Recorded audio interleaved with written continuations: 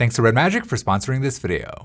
This might just be the most powerful smartphone on the planet right now in the REDMAGIC 9S Pro. And it starts at just $650 while having some crazy specs, with the fastest version of the Snapdragon 8 Gen 3, up to 16 gigabytes of the fastest DDR5 RAM, and the fastest UFS 4.0 storage, which, some phones that cost nearly twice as much still don't have. But on top of all that, REDMAGIC also added their own custom Red Core 2 Pro gaming chip, which takes off some of the load from the main chip for things like haptics and lighting, and more importantly, it has the most advanced cooling system in the industry with a 10-layer setup that includes an active cooling fan. Which, if all you're trying to do on your phone is go on Facebook or like TikTok, then this setup is complete and utter overkill. It'd be like driving a Lamborghini just to pick up your groceries.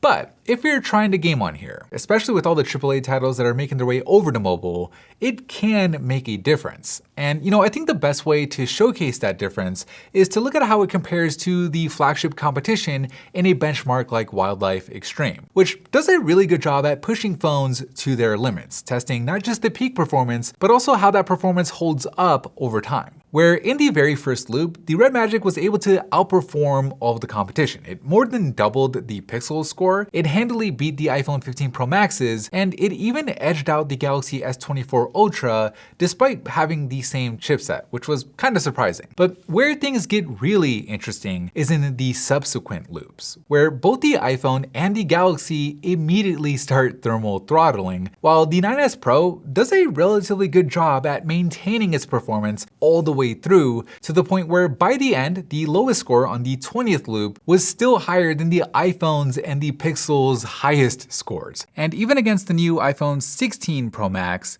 it's the same story, with better peak and sustained performance on the 9S Pro. So this thing clearly has the horsepower, and it translates to the gaming experience, being able to run titles like Genshin Impact and Call of Duty Warzone with the highest settings while still maintaining a high refresh rate. But I think there's a lot more to a gaming phone than just performance. Like obviously performance matters, but there's a lot of other stuff that manufacturers have to get right to make a gaming phone that's actually good for gaming. And for the 9S Pro, it starts off with the design. So obviously you get this really gamer aesthetic with the transparent back and all the RGB they added, but the design is also functional, with the back being completely flat to where when you're holding the phone in landscape and gaming, you're not bumping into the cameras with your fingers. The buttons are also all on one side so you don't accidentally click them mid-game. And my favorite thing about these REDMAGIC phones are these shoulder triggers where you can map them to pretty much any in-game action you want. So for like a shooter game like Call of Duty, I set the left trigger for my sights and the right trigger for shooting, which just totally transforms the experience from feeling like you're gaming just on a phone to like you're gaming with an actual controller. But going beyond the shoulder triggers and the RGB, you get an excellent display on here. It's 120 Hz with a 960 Hz touch sampling rate, so it's super responsive, and it's also really bright, going up to 1600 nits, which combined with the thin bezels and the under-display selfie camera, it arguably gives you one of the best viewing experiences you can get on any phone. I really like how the display looks on here,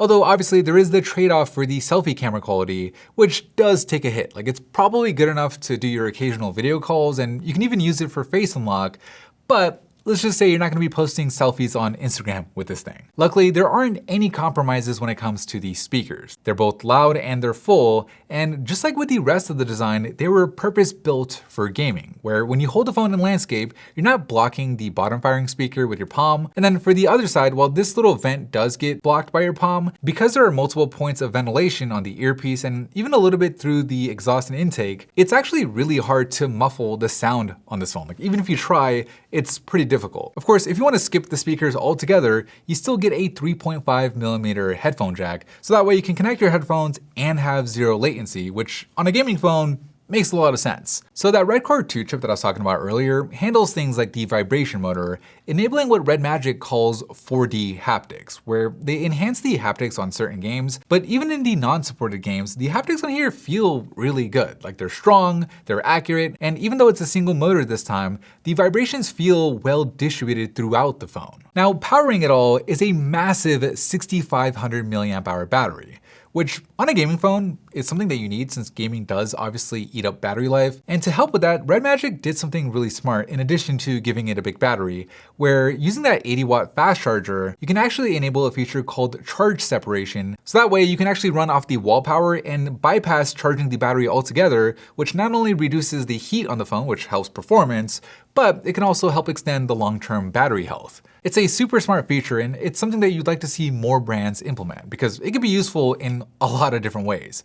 But that's just the hardware side of things. When it comes to software, there is a bunch going on that helps add to the experience. For example, you have the ability to create macros where you can automate repetitive actions in a game with a single touch. There's an instant replay button that lets you record the last 30 seconds of gameplay without slowing anything down, kind of like how it is on PCs and consoles. You can force aspect ratios, even forcing a landscape game into portrait mode. You can add a crosshair like a lot of gaming monitors can do. And then there's the AI trigger feature, which I think is easily the coolest one of them all, where you can have the phone recognize something specific on the screen, say a kill streak in Call of Duty, and have it automatically run an action anytime it's detected. So I set mine up so whenever my UAV comes up in Call of Duty, it automatically taps on that area, letting me focus on not getting killed and continuing my kill streak while having the UAV automatically activated. Like, I don't know if that's necessarily the best strategy in a game like Call of Duty, but you get my point. And it can definitely give you an advantage, which sometimes almost feels like cheating. I mean, the hunt feature on here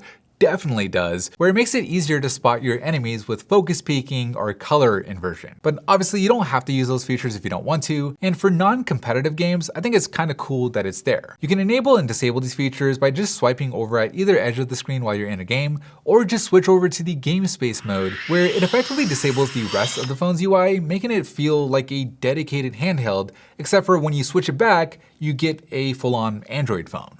Which, let's talk about that part for a second, because while this thing is obviously purpose-built for gaming, you also wonder how does it do as just an everyday phone.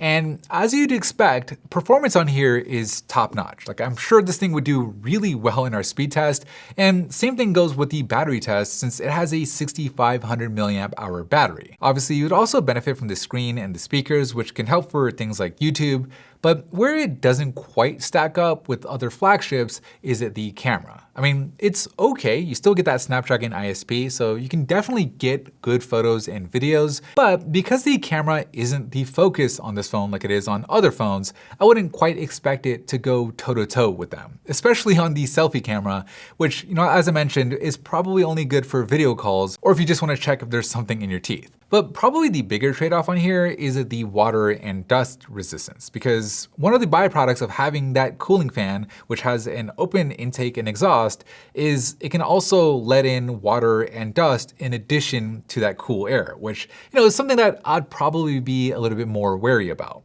And then while REDMAGIC has done a pretty good job at cleaning up their software over the years, like this definitely feels like a much cleaner version of Android, it's also not as polished as the software on something like the Pixel, with REDMAGIC only promising 2 years of software updates, which is a lot less than the 5, 6, or even 7 years that we're starting to see from other brands. But at the same time, this phone costs half as much as something like the Galaxy S24 Ultra, so it could be a trade-off that's worth making if you're somebody who prioritizes gaming, which, for that purpose, I don't think there's another phone on the planet that can give you a better experience. But anyways, that is it for me in this video. Big thanks to REDMAGIC for sponsoring the showcase. Thank you guys for watching, and as always, I'll see you in the very next episode.